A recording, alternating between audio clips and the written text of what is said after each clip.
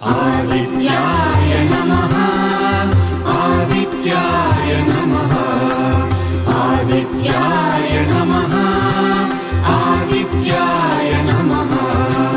ततो युद्धः परिश्रान्तं समरे चिन्तया स्थितं रावणं चाग्रतो दृष्ट्वा युद्धाय समुपस्थितम्। आदित्याय नमः आदित्याय नमः।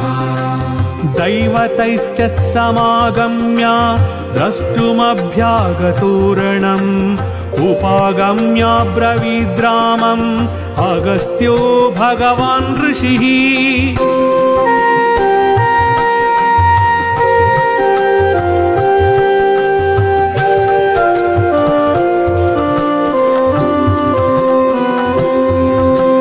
राम राम महाबाहु शृणु गुह्यं सनातनं येन सर्वानरीन् वत्स समरे विजयिष्यसि। सूर्यदेवाय नमः सूर्यदेवाय नमः। आदित्यहृदयं पुण्यं सर्वशत्रुविनाशनं जयावहं जपे नित्यम् अक्षयं परमं शिवम्।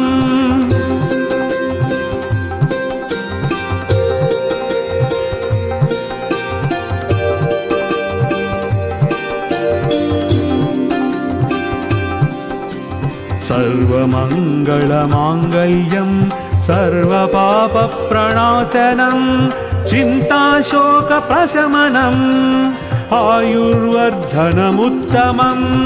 आदित्याय नमः आदित्याय नमः। रश्मिमन्तं समुद्यन्तं देवासुरनमस्कृतं पूजयस्व विवस्वन्तं भास्करं भुवनेश्वरम्।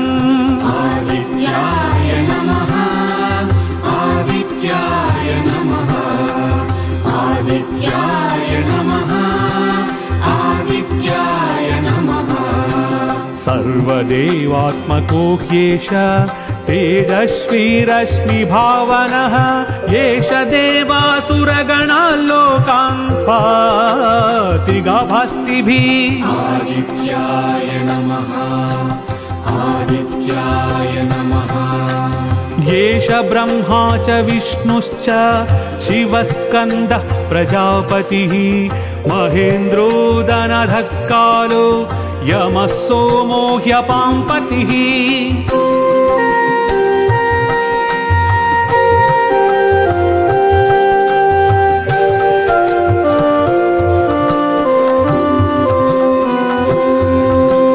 पितरो वसवः साध्या ऋष्विनौ मरुतो मनुः वायुर्वह्नि प्रजाप्राणा ऋतुकर्ता प्रभाकरः। सूर्यदेवाय नमः सूर्यदेवाय नमः। आदित्य सविता सूर्यः खगः पूषा गभस्तिमान् सुवर्णसदृशो भानुर्हिरण्यरेता दिवाकरः।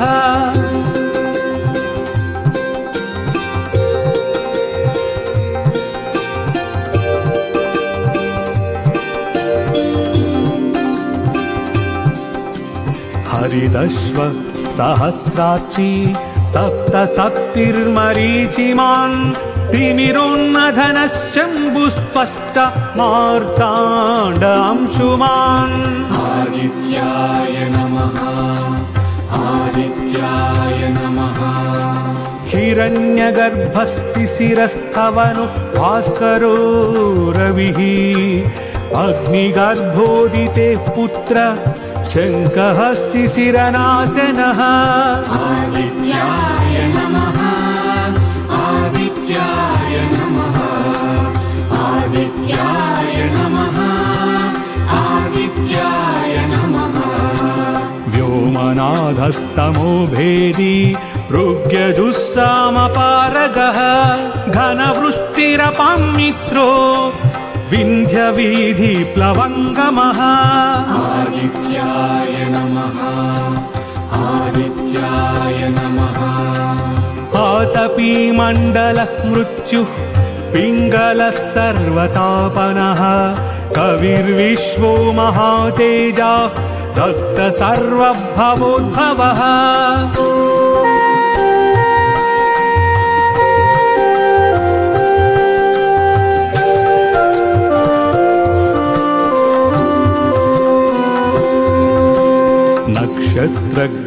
नक्षत्रग्रहणाताराणाम् अधिपो विश्वभावनः तेजसामपि तेजस्वी द्वादशात्मन्नमोऽस्तु ते सूर्यदेवाय नमः सूर्यदेवाय नमः नमः पूर्वाय गिरये पश्चिमायाद्रये नमः ज्योतिर्गणानां पतये दीनाधिपतये नमः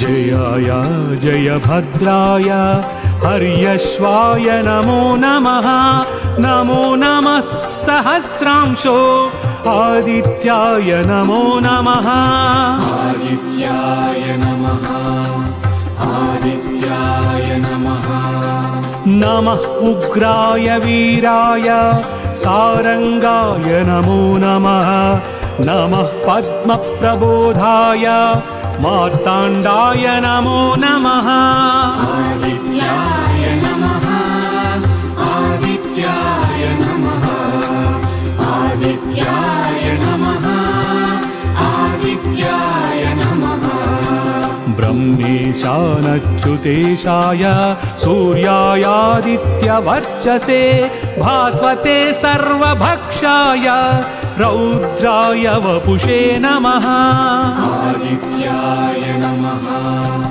आदित्याय नमः तमोघ्नाय हिमग्नाय शत्रुघ्नायामितात्मने कृतघ्नघ्नाय देवाय ज्योतिषां पतये नमः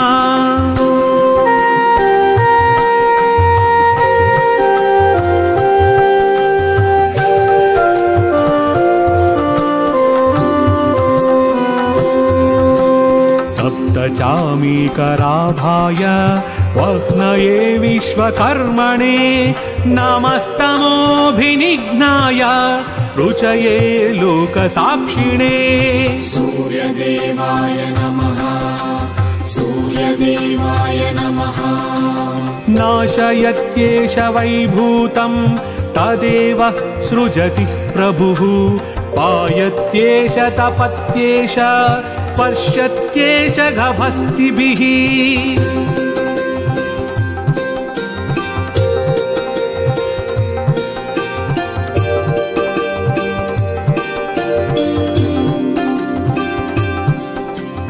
एष सुस्तेषु जागर्ति भूतेषु परिनिष्ठितः एष एवाग्निहोत्रं च फलं चैवाग्निहोत्रिणाम् आदित्याय नमः आदित्याय नमः वेदाश्च क्रतवश्चैव क्रतूनां फलमेव च यानि कृत्यानि लोकेषु सर्व एष रविः प्रभुः आदित्याय नमः आदित्याय नमः आदित्याय नमः आदित्याय नमः हीनमापत्सु कृच्छ्रेषु कान्तारेषु भयेषु च कीर्तयन् पुरुषश्कश्चिन्नावसीदति राघव आदित्याय नमः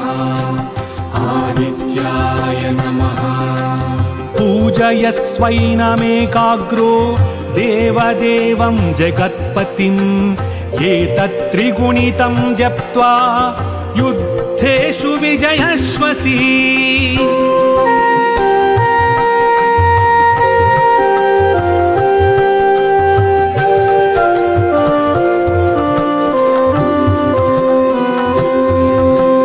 अस्मिन् क्षणे महाबाहो त्वं वधिष्यसि एवमुक्त्वा तदागस्त्यो जगाम च यथागतम् सूर्यदेवाय नमः सूर्यदेवाय नमः एतच्छुत्वा महातेज नष्टशोको भवत्तदा धारयामास सुप्रीतो राघवः प्रयतात्मवान्